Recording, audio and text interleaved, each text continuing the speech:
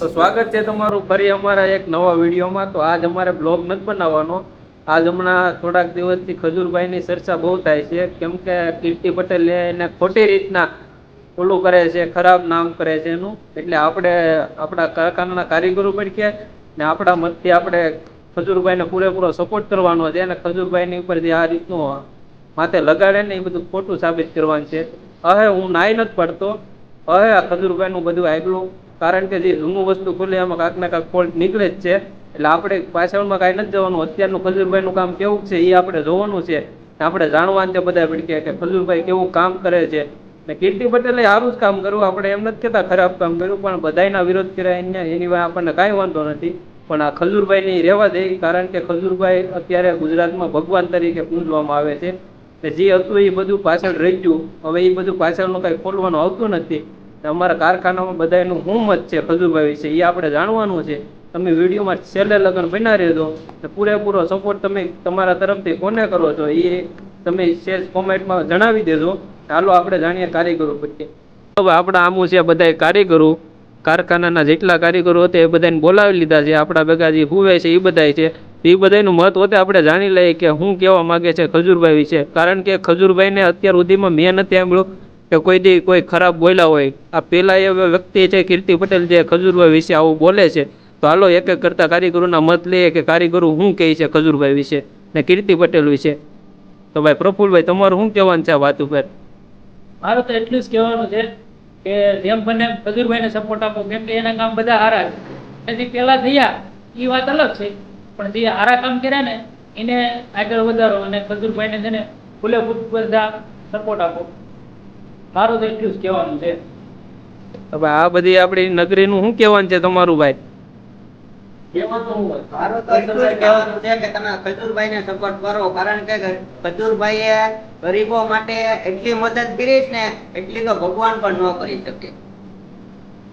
એમ તો ભાઈ ખજૂરભાઈના ચાહકો પૂરેપૂરા છે. એટલે કીર્તિ પટેલને અમારે બધાને એક જ કહેવાનું છે કે ભાઈ મહેરબાની કરીને તમે જે આ ખોટી રીતના વિડીયોનું બધું કરો છો એ બધું જવા દો.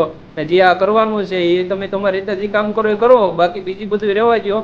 ને આપણે કોઈનો વિરોધ નથી કરતા, કીર્તિ પટેલનો નથી કરતા, ખજૂરભાઈનો નથી કરતા. પણ હાલો આગળ આપણે બધા કારીગર પેટે જાણીએ કે હજીતા કારીગરો શું કહેવા માંગે છે. કીર્તિ પટેલનો વિડીયો વાયરલ થઈ જોયો અમને કે ખજૂરભાઈ વિશે શું બોલે છે. તો એ ખજૂરભાઈ જાણે કીર્તિ પટેલ જાણે આપણે ખજૂરભાઈ સપોર્ટ કરવાનું છે, કેમ કે ખજૂરભાઈ ગુજરાતમાં કામ સારા કર્યા.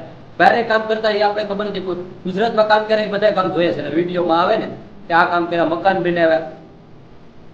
એ લોકોનો અંદર અંદર શું વિરોધ હોય આપણે ખબર નથી, પરંતુ કીર્તિ પટેલ આવી રીતનું કહે છે એ લોકો જાણે ને કીર્તિ પટેલ જાણે એ આપણે ખબર છે નહીં. પણ જે ખજૂરભાઈએ કામ કરેલા છે ખરેખર તે કામ સારામાં સારા કરેલા છે.